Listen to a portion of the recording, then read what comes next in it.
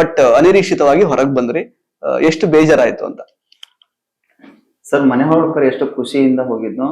ಹೋಗಿಂದ ಮುಂಚೆ ನನಗೊಂದು ಎಲ್ಲೋ ಒಂದ್ ಕಡೆ ಒಂದು ಕೊರಗಿತ್ತು. ನಾನು ಒಳಗಡೆ ಹೋದ್ರೆ ನನ್ನ ಬಿಸ್ನೆಸ್ ನ ಯಾರು ನೋಡ್ಕೊಳ್ತಾರೆ, ಹೇಗೆ ಅದು ಹ್ಯಾಂಡಲ್ ಮಾಡ್ತಾರೆ ಅನ್ನೋದೊಂದು ದೊಡ್ಡ ಯಕ್ಷ ಪ್ರಶ್ನೆ ಆಗಿ ಒಳಗಡೆ ಹೋಗಿದ್ದೆ. ನಾನು ತುಂಬಾ ಖುಷಿಯಿಂದ ಹೋದೆ. ಬರ್ಬೇಕಾದ್ರೂ ಕೂಡ ಬೇಜಾರು ಮತ್ತೆ ಖುಷಿಯಿಂದನೇ ಹೊರಗಡೆ ಬಂದೆ. ಯಾಕಂದ್ರೆ ಅಷ್ಟು ದಿನ ನಾನು 75 ದಿನದ ಮೇಲೆ ದಾಟಿ ನಾನು ಸರ್ವೆ ಆಗಿದೆ. 2ನೇ ವಾರದ ನಾನು ಕ್ಯಾಪ್ಟನ್ ಆಗ್ಬೇಕು ಅಂತ ಗೊತ್ತೈತೆ. ಗೊತ್ತಾಯ್ತಲ್ಲೋ ಆ ವಾರನೇ ನಾನು ಕ್ಯಾಪ್ಟನ್ ಆಗಿ ನಾನು ಹೊರಗಡೆ ಬಂದದ್ದು. ಒಂದ್ ಕಡೆ ಬೇಜಾರು ಇದೆ, ಒಂದ್ ಕಡೆ ಖುಷಿನೂ ಇದೆ. ಬೇಜಾರ್ ಅಂತಂದ್ರೆ ಬಿಗ್ ಬಾಸ್ ಮನೆಯ ಒಂದು ಬಿಗ್ ಬಾಸ್ ಅವರು ಸುದೀಪ್ ಸರ್ ಎಲ್ಲರೂ ಮಿಸ್ ಮಾಡ್ಕೊತಾ ಇದ್ದೀನಿ. ಅದು ತುಂಬಾ ಬೇಜಾರಿದೆ. ಹೊರಗಡೆ ಬರೋದಕ್ಕೆ ಕಾರಣ ಏನು ಅಂತಂದ್ರೆ ನನಗೆ ನನ್ನ ಧರ್ಮ ಪತ್ನಿಗೆ ಬಿಸ್ನೆಸ್ ನ ವಹಿಸ್ಕೊಟ್ಟು ಹೋಗಿದ್ದೆ. ಬಟ್ ಹೋಗ್ಬೇಕು ನಾನು ಅವಾಗ ಹೇಳಿದೆ, ಹೋಗ್ಬೇಕಾದ್ರೆ ಒಂದು ಕ್ವಶನ್ ಮಾರ್ಕ್ ಇತ್ತು, ಯಾರು ನನ್ನ ಬಿಸ್ನೆಸ್ ನ ನೋಡ್ಕೋತಾರೆ, ಹೇಗೆ ಹ್ಯಾಂಡಲ್ ಮಾಡ್ತಾರೆ ಅಂತ. ಯಾಕಂದ್ರೆ ಸುಮಾರು ವರ್ಷಗಳಿಂದ ನಾನು ಒಬ್ಬನೇ ಬಿಸ್ನೆಸ್ ನ ನೋಡ್ಕೊಂಡ್ ಬಂದವನು.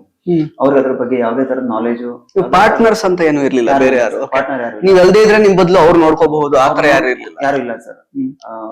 ನಾನು ಇನ್ವಾಲ್ವೇ ಮಾಡಿರಲಿಲ್ಲ ಯಾರನ್ನೂ ಕೂಡ ಬಿಸ್ನೆಸ್ ಅಲ್ಲಿ ಫ್ಯಾಮಿಲಿಯಿಂದ. ನಾನು ಹೋಗ್ಬೇಕಾದ್ರೆ ಸಡನ್ ಆಗಿ ನನ್ನ ವೈಫ್ಗೆ ನಾನು ಹ್ಯಾಂಡ್ ಓವರ್ ಮಾಡೋಗ್ತೀನಿ. ಅವ್ರಿಗೆ ಸುಮಾರು ವಿಷಯಗಳಲ್ಲಿ ನಿರ್ಧಾರ ತಗೋಬೇಕಾಗತ್ತೆ. ಆ ನಿರ್ಧಾರ ತಗೊಳಕ್ ಅವ್ರ ಕಡೆಯಿಂದ ಆಗಲ್ಲ. ಯಾಕಂದ್ರೆ ನಾನು ಇದು ತಗೊಳ್ಳೋ ನಿರ್ಧಾರಗಳೇ ಬೇರೆ, ಅವ್ರಿದ್ದು ತಗೊಳ್ಳೋ ನಿರ್ಧಾರಗಳೇ ಬೇರೆ. ಬೇರೆ ಏನೋ ಸಣ್ಣ ಪುಟ್ಟ ಕೆಲಸ ಹೇಗಾಗ್ತದೆ ಅಂತ ನೋಡಿ ಅದು ಅಂತ ಅದ್ರ ಬಗ್ಗೆ ಅವ್ರು ತಿಳ್ಕೊಬಹುದು. ಬಿಟ್ರೆ ಒಂದೊಂದು ನಿರ್ಧಾರ ನಾನೇ ನಿಂತು ತಗೋಬೇಕಾಗತ್ತೆ.